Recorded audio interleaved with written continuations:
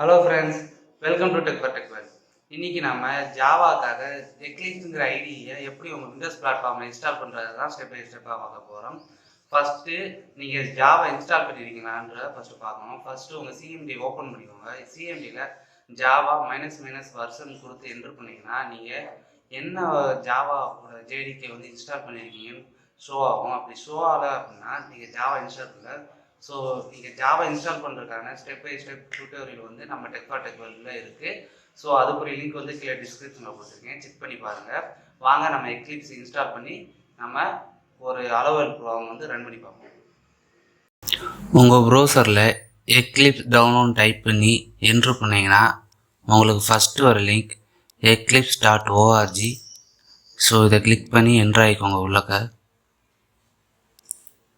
இதுதான் download page. So கீழே வந்து டவுன்லோட் கிளிக் பண்ணிக்கோங்க. கொஞ்சம் ஃபியூ செகண்ட்ஸ் ஆகும். சேவ்.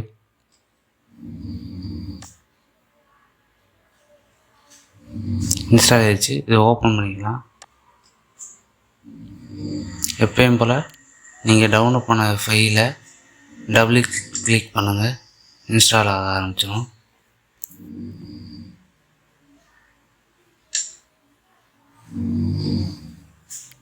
இன்ஸ்டால் இருக்க கொஞ்சம் லேட் ஆகும், கொஞ்சம் டைம் எடுத்துக்கோங்க. இது Eclipse IDE Java C++ and PHP. So இப்போதைக்கு நமக்கு வந்து ஜாவாக்கு தான். So Eclipse IDE for Java developers click பண்ணிக்கோங்க. ஸோ ஃபஸ்ட்டு நம்ம ஜாவா பாத் செட் பண்ணணும். ஸோ நான் ஏற்கனவே டவுன்லோட் பண்ண பாத்தை வந்து செட் பண்ணிவிட்டு இது இன்ஸ்டாலேஷன் ஃபோல்டரு. ஸோ இது உங்களுக்கு தேவைன்னா கிளிக் பண்ணிக்கோங்க. இப்போ இன்ஸ்டால் கொடுத்துக்கலாம். Agreement okay.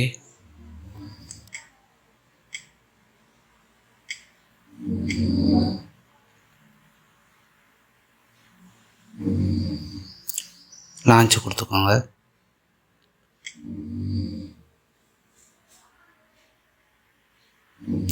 ஸோ நம்மளோட ஒர்க் ஸ்பேஸ் பார்த்து சொல்கிறது, உங்களுக்கு வேணும்னா புது பார்த்து கூட செட் பண்ணிக்கோங்க. இப்போக்கு இருக்கட்டும்.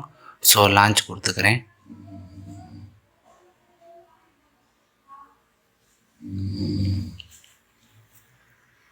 லான்ச் ஆகிக்கிட்டு இருக்கு.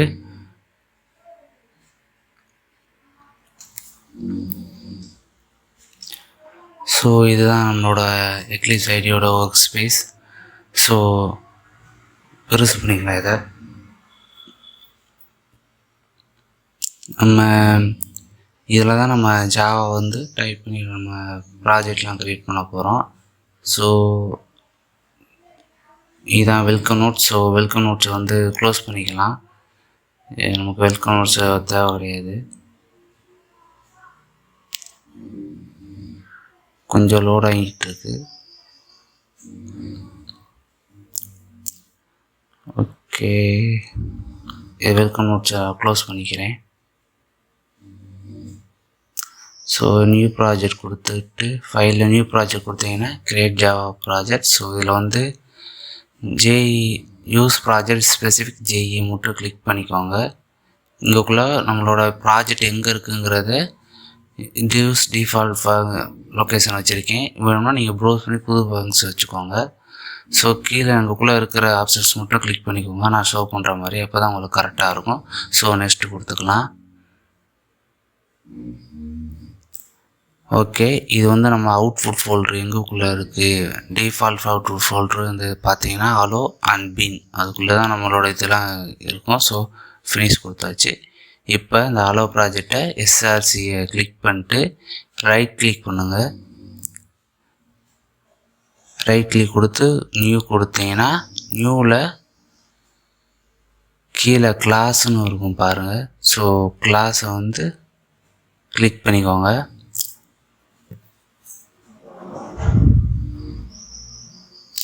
இப்போ தான் ஒரு கிளாஸ் ஃபைல் க்ரியேட் ஆகுது நம்ம ப்ராஜெக்டில். இப்போ அந்த கிளாஸ் ஃபைலுக்குரிய ஒரு இது கொடுத்துக்கோங்க. நேம் வந்து இப்போ நான் அலோன் மட்டும் கொடுப்போம். ஓகே, நீங்கள் அலோ வேல்டுன்னு கொடுத்துக்கோங்க. ஓகே, செட் ஆகிடுச்சு. இங்கேக்குள்ளே வந்து பேக்கேஜ் டிஃபால்ட்டாகவே இருக்குது. நீங்கள் வேணும்னா இங்கேக்குள்ளே நீங்கள் வேறு எதுவும் பேக்கேஜ் வேணும்னா நீங்கள் பேர் சும்மா லைட்டாக ஆட் பண்ணிக்கலாம். இப்போ எனக்கு வந்து public static void main string arcs வேணும். ஸோ அதை கிளிக் பண்ணிவிட்டு இந்த மெத்தடை கிளிக் பண்ணிட்டேன். கீழே உங்களுக்கு பேக்கேஜ் வேணும்னா நீங்கள் கொடுத்துக்கோங்க. நான் சொன்ன மாதிரி இப்போ எக்ஸாம்பிளாக சிஎஸ்சி கூட கொடுத்துக்கலாம். இல்லாட்டி ப்ரௌஸ் பண்ணி கூட நீங்கள் என்ன பேக்கேஜ் வேணுங்கிறத கூட கொடுத்துக்கலாம். ஓகே, இப்போக்கி டிஃபால்ட் பேக்கேஜ் தான் இருக்குது. ஸோ டிஃபால்ட் ஓகே கொடுத்துக்கோம். ஓகே, நமக்கு எல்லாமே செட் பண்ணியாச்சு. ஸோ ஃபினிஷ் கொடுத்துக்கலாம்.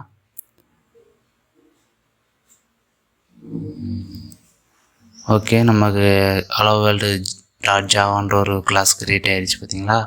ஓகே, கிளிக் பண்ணிங்கன்னா உங்களுக்கு ஓப்பன் ஆயிரும்.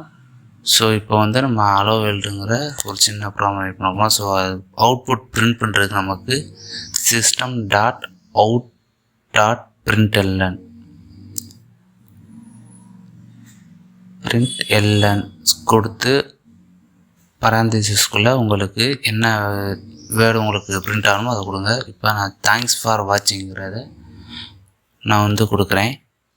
தேங்க்ஸ் ஃபார் வாட்சிங் கொடுத்து ஒரு செமிகோலன் கொடுத்துக்கிறோம்.